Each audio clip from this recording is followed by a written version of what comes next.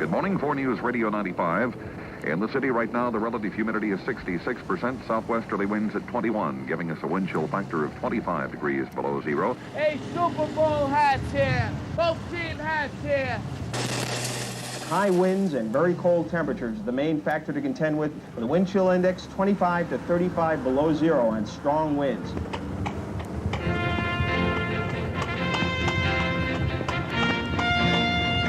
It is most treacherous of all for pedestrians right now. Sidewalks are glazed over most of the area. If you have a chance to hire someone or do it yourself, try to get that ice cleared.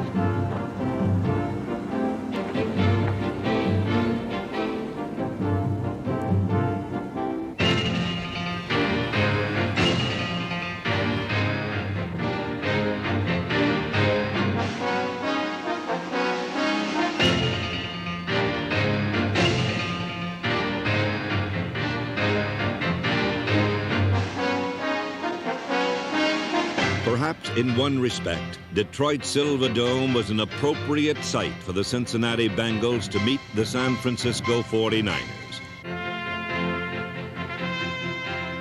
Both teams had come in from the cold to feel the warm glow of success after years of bitter disappointment and failure. Neither team had ever appeared in a Super Bowl before, and they arrived in markedly different frames of mind. The 49ers appeared confident and relaxed. Coach Bill Walsh set the mood for his team earlier in the week when he donned a bellman's uniform and helped his players with their luggage.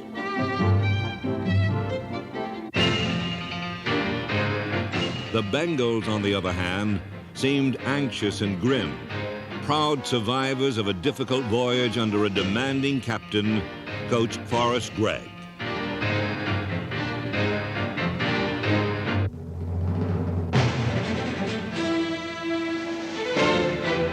Super Bowl history suggests the team that scores first wins the game. It had happened in 13 of 15 previous Super Bowls, and when Amos Lawrence of the 49ers fumbled away the opening kickoff, the Bengals had a chance to test that statistic.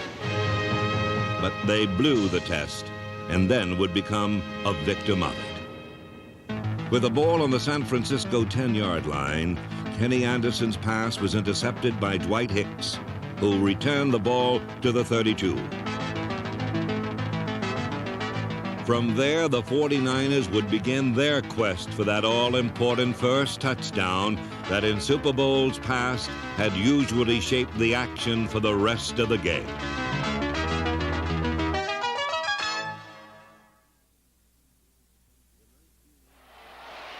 In 1981, Bill Walsh guided his 49ers to the NFC title with an offense that controlled the ball by passing rather than running.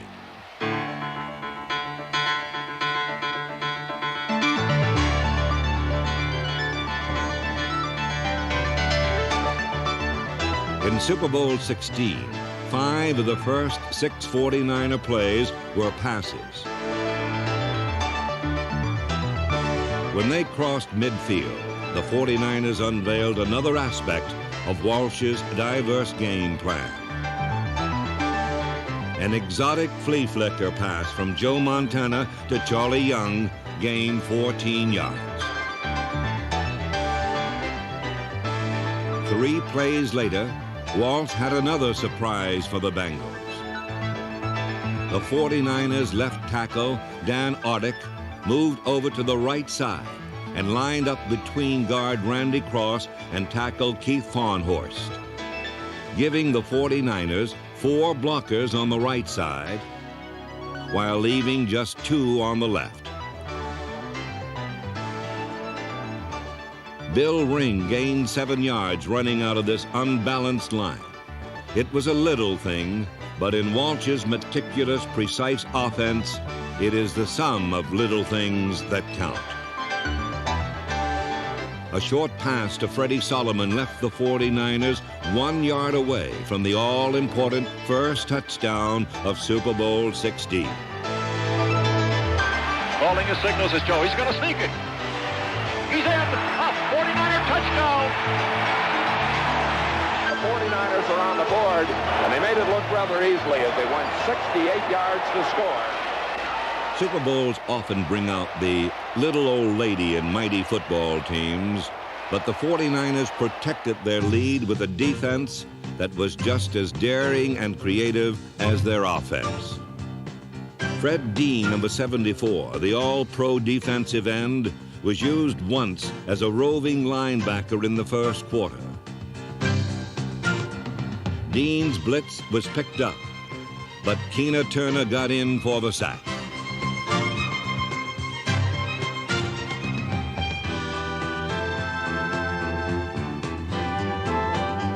A more significant blow was struck by cornerback Eric Wright in the second quarter.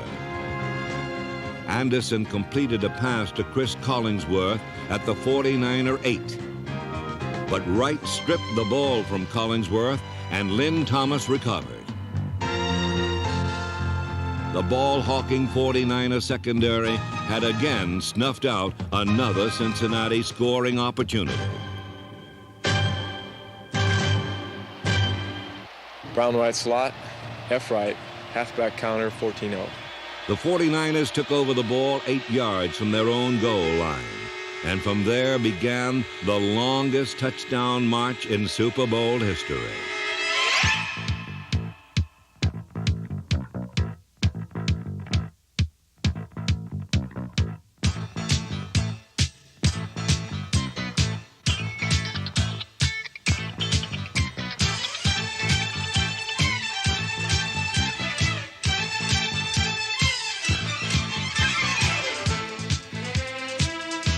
Like the 49ers' first scoring drive, this one consisted not of a few big plays, but a lot of small ones, executed with precision and without error.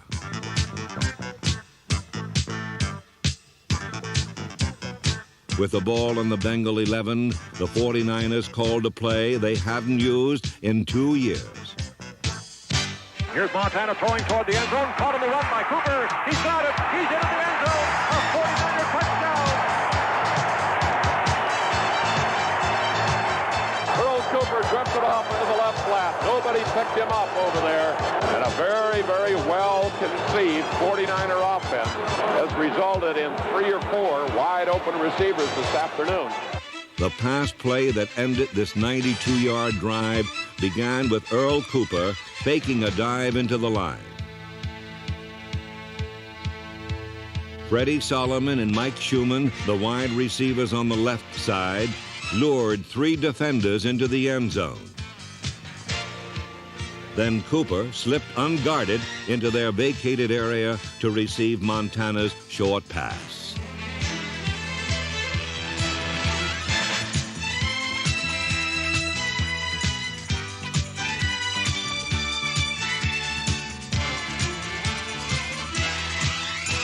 The befuddled Bengals encountered still another aspect of Bill Walsh's clever game plan on the ensuing kickoff. David Versa misplayed Ray Wershing's squib kick, and the resulting poor field position led to a 49er field goal that made the score 17-0 late in the second quarter. Walsh had discovered this unique kickoff in the season's opening game in Detroit, when an injury had prevented Wershing from booming his kicks.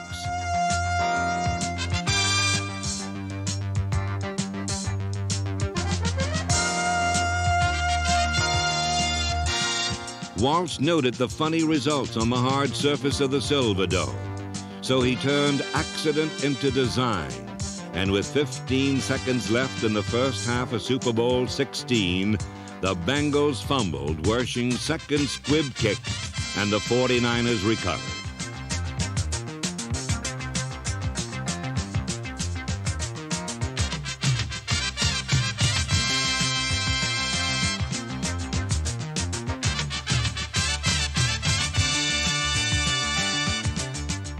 Wershing kicked a 26-yard field goal, and the 49ers ended the second quarter with the largest halftime lead in Super Bowl history, 20-0.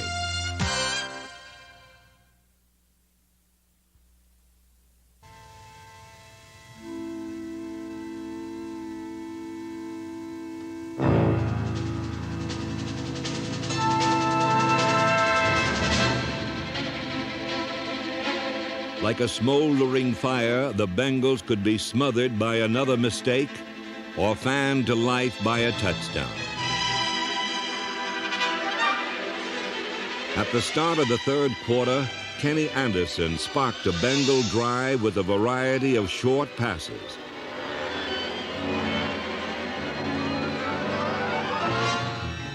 Then he culminated the 83-yard march with a 5-yard scramble for Cincinnati's first touchdown.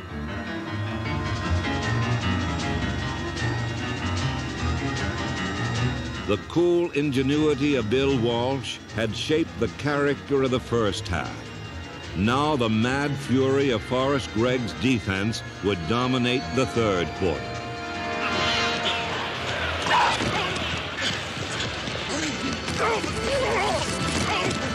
Get him again!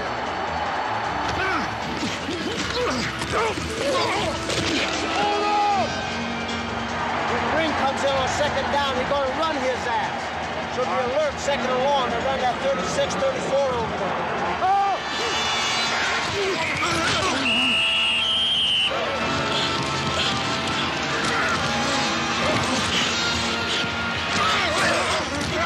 In the third quarter, the 49er offense was limited to 8 plays for a grand total of 4 yards. The guy's playing so loose. He's playing the inside, take it up and break it. Don't chase him in. You're getting yourself covered by the inside linebacker. On the bend in? On the out route, on the 63. Late in the period, a 49-yard bomb from Anderson to Collingsworth put the Bengals in position to score their second touchdown. With the ball on the 5-yard line, the 49ers committed what could have been a costly error. Linebacker Keena Turner didn't hear the call to go out on the field, and San Francisco lined up with only 10 men.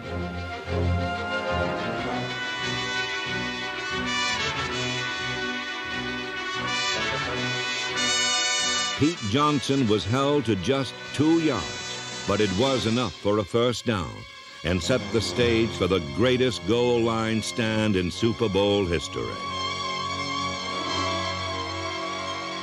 Like the game itself, the outcome of this goal line stand would be determined by a collection of small things, some done well, some not. With it first down and goal to go at the 3, 49er tackle John Coma was not blocked. A missed assignment allowed him a clean shot at Pete Johnson, and with help from Danny Buns, Coma held the huge fullback to a 2-yard gain. Second down and 1 from the 1. Watch center Blair Bush, number 58, make a leaping but futile attempt to reach Jack Reynolds, number 64. Bush was too late, as Reynolds anticipated the play and delivered a stunning blow that helped stop Johnson for no gain. Bush would have preferred not to jump, but he was forced to by the charge of Archie Reese, and by the time he landed, Reynolds was on his way to the ball carrier. Actually, there were 2 missed blocks on this play. Anderson had called a blocking audible at the line of scrimmage. The man in motion, David Versa, was supposed to block Craig Pookie, but Versa didn't hear the audible, and Pookie jammed the play for no gain.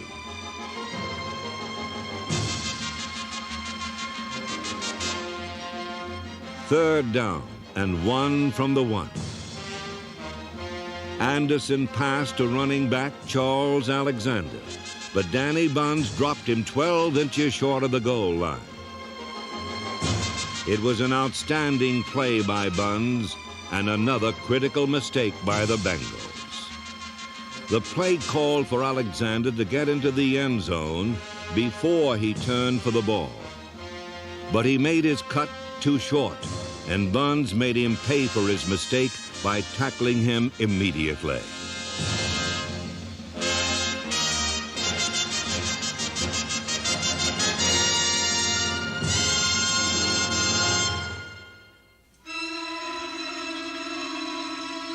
4th down and 1 foot.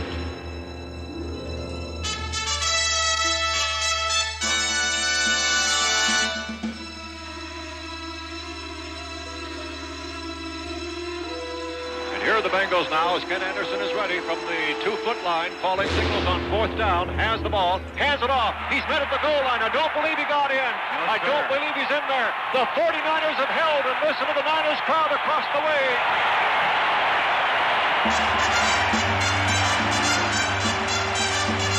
The final play in the 49ers' magnificent stand was, in the best sense of the cliche, a team effort. Reynolds, Buns, and Ronnie Lott converged on Johnson and stuffed him at the line of scrimmage.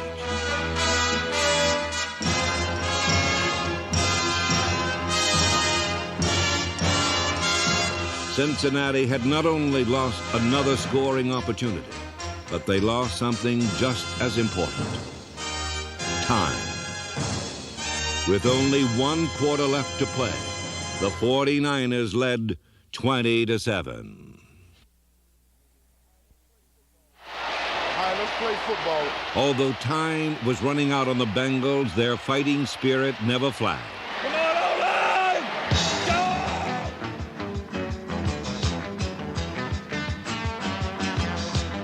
And early in the 4th quarter, their offense retrieved some of its lost dignity with a determined 53-yard touchdown drive.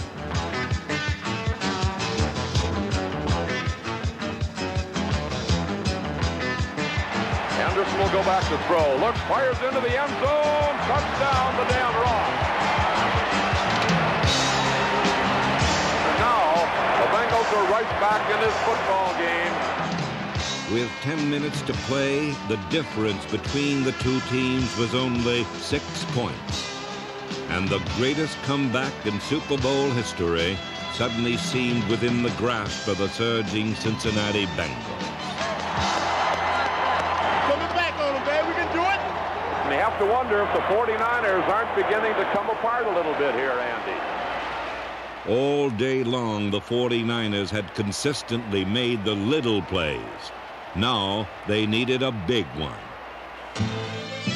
They got it when Joe Montana passed to Mike Wilson for a 22-yard gain. Walsh designed this play specifically for Mike Wilson, because whenever he ran a pattern longer than 20 yards, the Bengals would cover him deep, assuming he would be Montana's long-range target.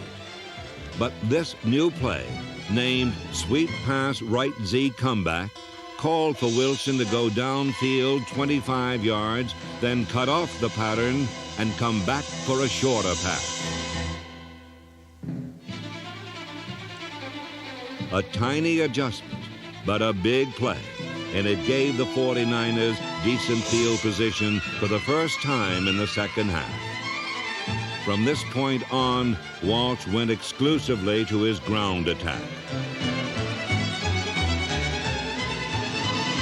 Cincinnati finally stopped the 49ers' advance by sending defensive backs like Bobby Kemp, number 26, on kamikaze missions to knock out the lead blockers.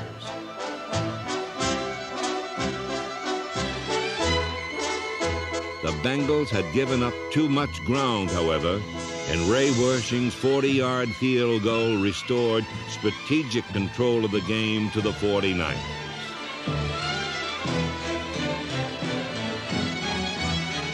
Whatever small hope remained for the Bengals died on their next offensive play. Here's Anderson backpedaling, throws a pass over the middle. And it's intercepted by Wright. He got it at the 45, the 40, down the sideline, the 25, cuts back in, still on his feet. Gets away from the tackler, then fumbles it. It's loose there at the 21-yard line. We'll see who got it. And the 49ers have recovered a ball just short of the Bengals' 21-yard line. That might be it right there. Eric Wright's interception led to Wersching's fourth field goal, which increased San Francisco's lead to 12 points with just 2 minutes to play. Now the Bengals were battling not only the fired-up 49ers, but an even more relentless enemy, the clock. Run, clock, run!